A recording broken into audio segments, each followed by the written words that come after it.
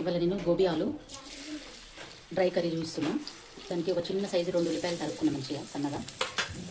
So వేగాలి మంచిగా. వేగాక ఇంకా దీంట్లోకి కరివేపాకు, కొత్తిమీర, 4 పచ్చికాయలు, కొంచెం అంతా మెంతం కూర. మెంతం కూర వస్తే ఆ టేస్ట్ వేరే ఉంటుంది గోబీ. అంటే యూజువల్లీ కొంతమందికి గోబీల వాసన నచ్చదు, కాబట్టి క్యాబేజ్ వాసన, గోబీ వాసన నచ్చదు అంటారు. అట్లాంటప్పుడు కొంచెం మెంతం కూర, పుదీనా, కొత్తిమీర ఇవన్నీ కలిపేసాం అనుకో, ఆ గోబీ వాసనని ఇవి చేస్తాయి. సో డామినేట్ చేస్తాయి, అప్పుడు చాలా బాగుంటుంది కర్రీ. సో ఇప్పుడు ఉల్లిగడ్డ ఉడుకుతుంది కదా, 1 నిమిషం ఆగుదాము. ఓకే, ఇవి నేను కట్ చేసి పెట్టుకుని కరివేపాకు, కొత్తిమీర, కొంచెం ఇంకా మెంతం కూర ఉంది. సో ఇవన్నీ యాడ్ చేద్దాము. ఇది నేను ఇంగ్రీడియంట్స్ యాడ్ చేసినాక మనకు గోబీ వాసన అనేది రాదు. గోబీ వాసన పడమల గురించి చెప్తున్నాను నేను. క్యాబేజ్ అయినా కూడా కొంచెం ఇవన్నీ కొంచెం మిక్స్ చేసుకుంటే మన క్యాబేజ్ వాసన ఇవన్నీ డామినేట్ చేస్తే సో చాలా బాగుంటుంది అది తినడానికి. ఇది డ్రై కాబట్టి పప్పుచారు, సాంబారు, గట్టిపప్పు వాటి నంచుకుంటే మంచిగుంటాయి.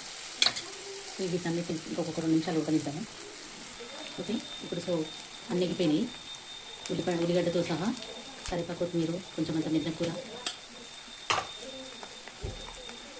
పచ్చిమిరపకాయలు వేగినాయి. ఇప్పుడు పసుపు యాడ్ చేసినా కదా, అల్లం వెల్లుల్లి పేస్ట్. ఇప్పుడు 1 నిమిషం కలుపుదాం మనము. చాలా సింపుల్, నేను చూపించేది సింపుల్ కర్రీస్.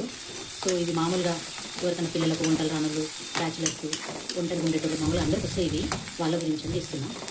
సో అయినా ఒక్కొక్కరిది ఒక్కొక్క స్టైల్ ఉంటుంది ఉండడము. నా వంటలలో ఏమైనా స్పెషల్ స్టైల్ మీకు ఎంత అనిపిస్తే నచ్చితే లైక్ చేయండి, షేర్ చేయండి, సబ్స్క్రైబ్ చేయండి. ఇప్పుడు ఇది అయిపోయినట్టే. ఇది చూడండి, నేను ఇక్కడ క్యాబేజ్, గోపు, ఆలుగడ్డ కొంచెం ఉప్పు నీళ్ళ వేసి తీసిన.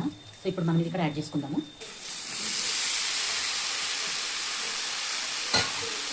సో ఇప్పుడు దీనికి తగినంత కారం. నేను పచ్చిమిర్చి ఎక్కువ వాడతాను, ఎందుకంటే అది హెల్త్కి మంచిది. అయినా నాకు ఆ పచ్చిమిర్చి ఫ్లేవర్, పచ్చిమిర్చి టేస్ట్ చాలా నచ్చుతుంది నాకు. ఇప్పుడు ఉప్పేద్దాం కొద్దిగా, తగినంత వేయాలి సార్. మీ అందరికీ అందాజ తెలిసి తీసుకోవాలనేది ఆ ప్రకారం వేసుకోండి.